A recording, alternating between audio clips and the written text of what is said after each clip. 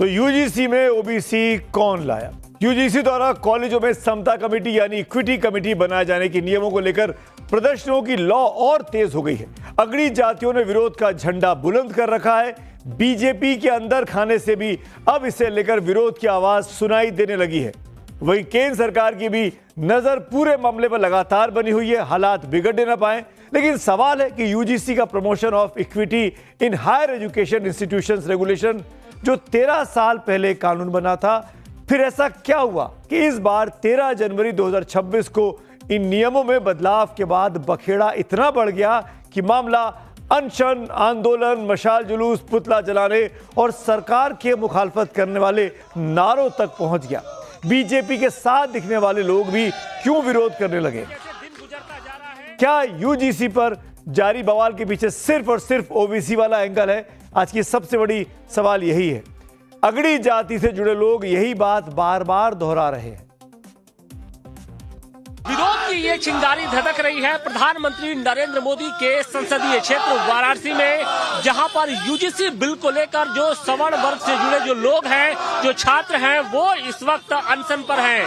पिछले 24 घंटे से खुले आसमान के नीचे जो केसरिया भारत के तत्वाधान से यानी जो सवर्ण समाज के जो लोग हैं, वो ऐसे ही इस वक्त धरना प्रदर्शन कर रहे हैं और इस पूरे बिल को काला कानून बताते हुए इसको पूर्ण तरीके से वापस लेने की मांग ये कर रहे हैं। और आप ये देखिए कि जैसे जैसे दिन गुजरता जा रहा है, विरोध प्रदर्शन तेज होता जा रहा है। न सिर्फ काशी का ये जिला मुख्यालय, बल्कि वाराणसी के शहर गली गली में कुछ इसी तरीके की जो तस्वीरें हैं वो नजर आ रही है। क्या आप बताइए हमें, या मैं सभी ओबीसी समाज के लोगों से भी पूछना चाहता हूं, अगर ओबीसी समाज के किसी बच्चों के ऊपर अगर ST/SC समाज के बच्चों के द्वारा कोई मामला बनाया जाता है तो क्या उनके लिए वो नियम सेम नहीं होगा? उनके भी ऊपर मामला बनाने वाले के साथ उसको गोपनीय रखा जाएगा, उनके भी साथ वही कार्रवाई होगी। पहले उनके भी बच्चों को पहले जेल भेजा जाएगा, बाद में उसके बाद उस पे।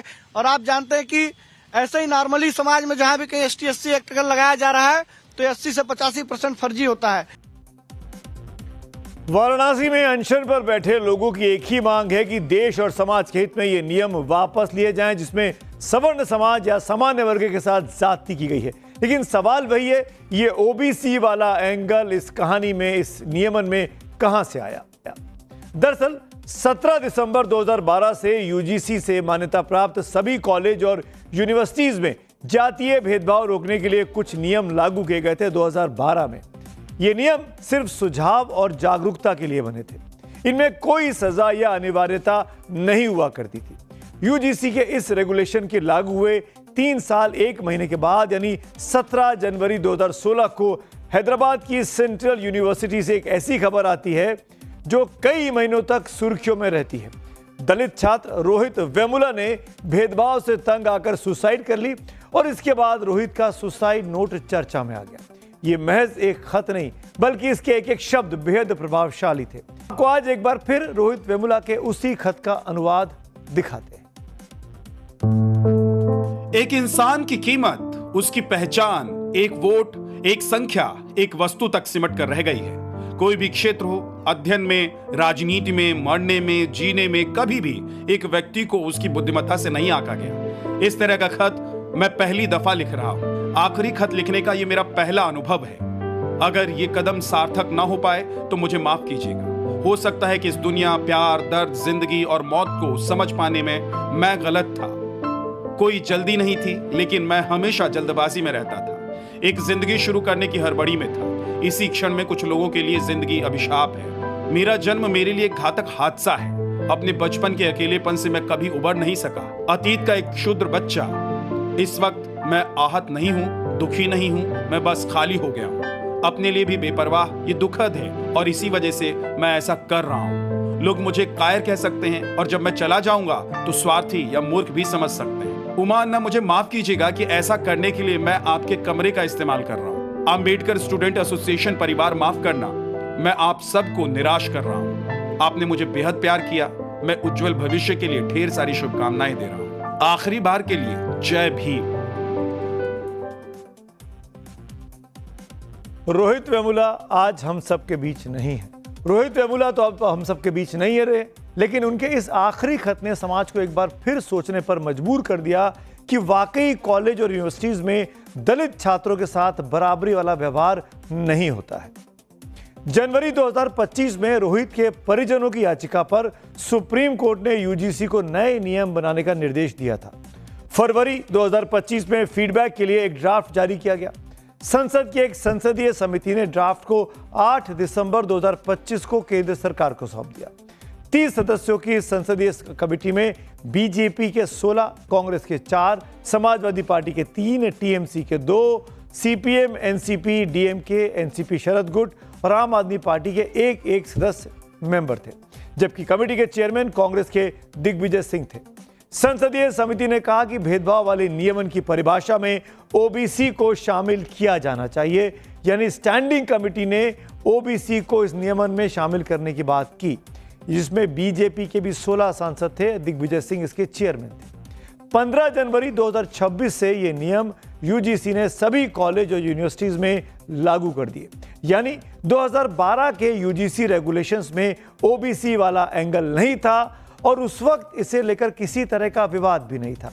लेकिन जब सुप्रीम कोर्ट का आदेश आया, नए नियम के बारे में कहा गया, संसदीय कमेटी की सिफारिश पर यह नियम बना और उसके बाद ओबीसी वाला एंगल इस कहानी में जुड़ जाता है। सवाल यह भी है कि क्या कैंपसेस में ओबीसी, एससी और एसटी छात्रों के साथ भेदभाव होता है? तो इसका जवाब यूजीसी ने ही नए नियम बनाने के वक्त बताया था। बीते 5 सालों में कैंपस के अंदर जाति आधारित भेदभाव की शिकायतें लगातार बढ़ी हैं। 2019-20 में 173 शिकायतें मिली थी, जबकि 2023-24 में 378 शिकायतें मिली, मतलब 118% से ज्यादा की बढ़ोतरी। अब इसी का एक दूसरा पहलू भी है, जो All India Survey on Higher Education की रिपोर्ट से निकलकर सामने आया है।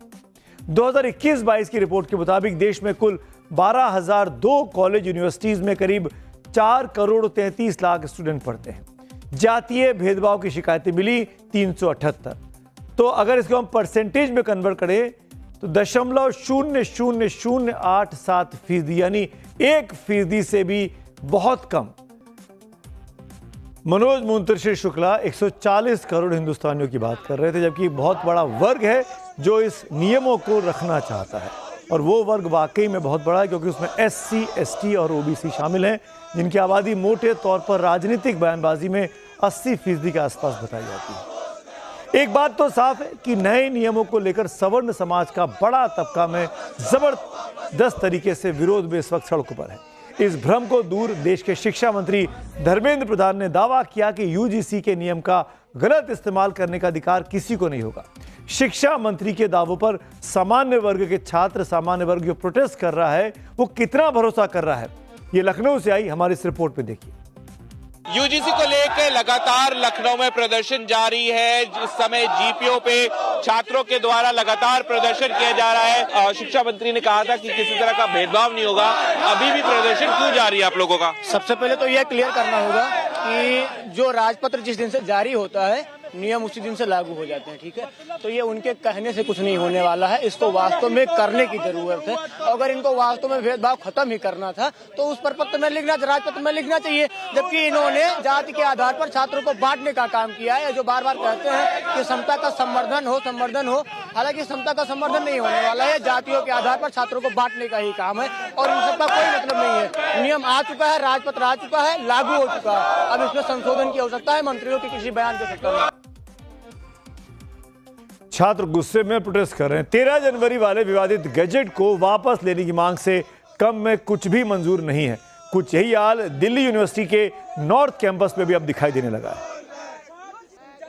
दिल्ली विश्वविद्यालय के बाहर इस वक्त यूजीसी के नए नियम को लेकर विरोध, और आपको हम तस्वीर दिखा देते हैं कि तमाम जो छात्र हैं जो सवर्ण समाज से आते हैं वो यहाँ पर यूजीसी के खिलाफ जो है प्रदर्शन करते हुए नजर आ रहे हैं। आप यूजीसी के रूल्स पढ़ेंगे तो जो भी बच्चा उसको पढ़ेगा वो जनरल कैटेगरी का आता है, तो उसके पास प्रदर्शन में बैठने के अलावा कोई चारा नहीं बचा। अगर वो नया बच्चा आता है, एडमिशन लेता है, तो उसको एडमिशन के टाइम पे एक फॉर्म साइन करना पड़ेगा कि वो जातिवाद नहीं करेगा। एक तो वो इतने टफ कंपटीशन से मेरिट में आता है, उसको रिवॉर्ड करने की जगह अगर हम लोग एक गिल्ड फॉर्म पकड़ा दें कि भाई तुम साइन करो। इस कानून के बाद जैसी स्थिति बनती दिख रही है we people are really scared, क्योंकि आपने हमें एलिनेट कर दिया है, अलग कर दिया है, और रिड्रेसल मैकेनिज्म्स कमजोर हैं।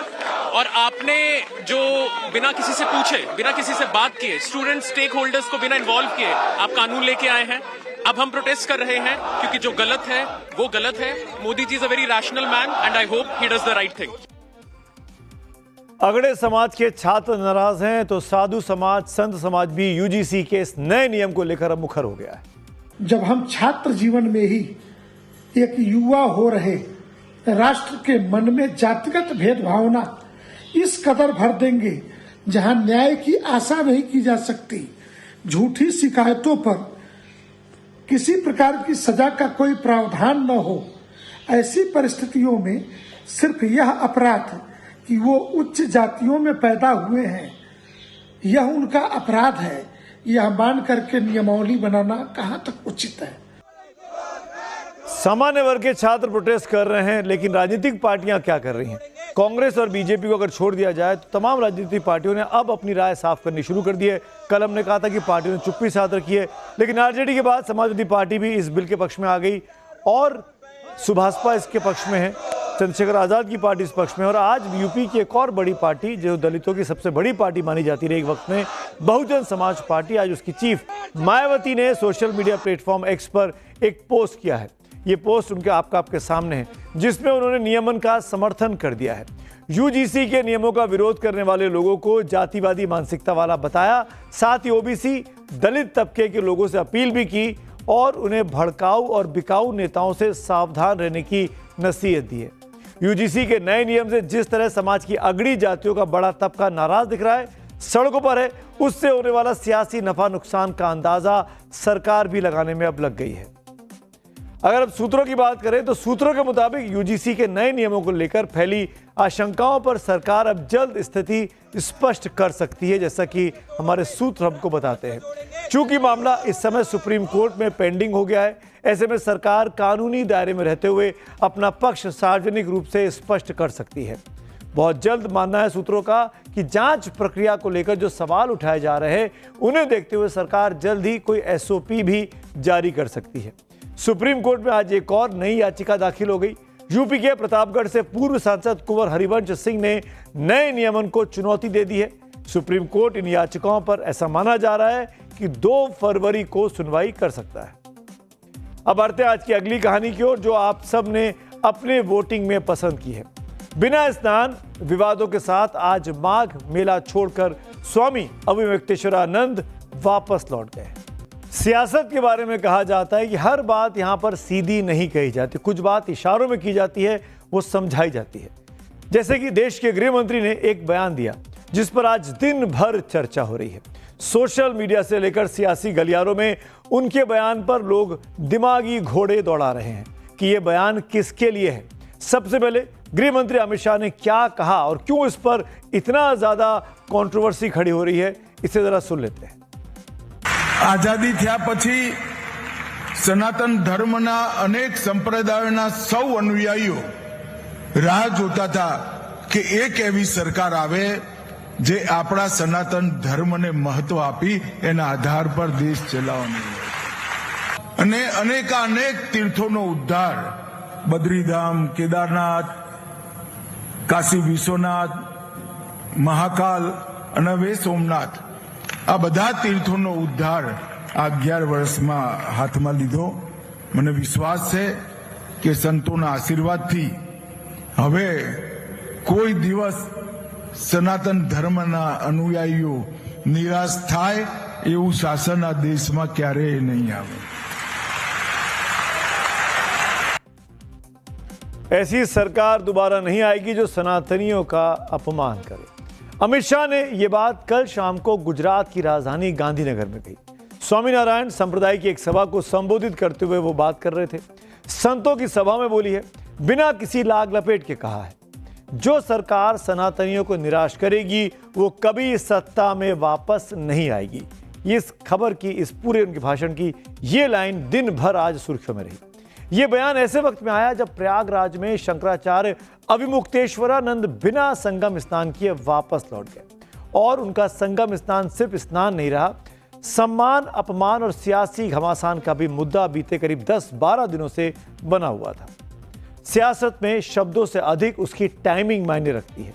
क्या यह टाइमिंग का ही तकाजा है कि अखिलेश यादव की जिस समाजवादी पार्टी को शंकराचार्य स्वामी अभिमुक्तेश्वरानंद ने नमाजवादी पार्टी तक कहा था, वही अखिलेश शंकराचार्य की सम्मान की ध्वजा अब उठाए हुए हैं। अखिलेश के सॉफ्ट हिंदुत्व की इनसाइड स्टोरी क्या है? आखिर अखिलेश के अंदर अचानक सनातन को लेकर इतना सम्मान क्यों उमड़ रहा है? क्या अखिलेश ने सनातनी शंख फूंक कर 2027 के चुनावी कुरुक्षेत्र में कूदने का मन बना लिया है, या फिर एक्सीडेंटल सनातनी बनने का यह मामला है? इसे आगे मैं आपको विस्तार से बताऊंगा, लेकिन अभी अखिलेश यादव को सुन लीजिए अमित शाह के बयान पर उनका क्या टेक है। तो आपने एकदम ठीक कहा, इसलिए ठीक कहा कि हमारे पूजनीय शंकराचार्य, उसका अपमान किसने किया? सनातनी धर्म के सबसे ऊंचा झंडा ले जाने वाले, उनका किसने किया अपमान? आप बताइए किसने अपमान किया? आप कह रहे योगी आदित्यनाथ ने? वो योगी कब हो गए? सर्टिफिकेट कहां से मिला? अगर वो दूसरे का सर्टिफिकेट मांग सकते हैं तो उन्हें अपना भी तो सर्टिफिकेट दिखाना चाहिए। वैसे एक बात आपको याद दिला दूं, यूपी में इन दिनों मुख्यमंत्री योगी आदित्यनाथ और अखिलेश यादव के बीच की जुबानी जंग बहुत तेज है। मामला पर्सनल अटैक वाला हो गया है।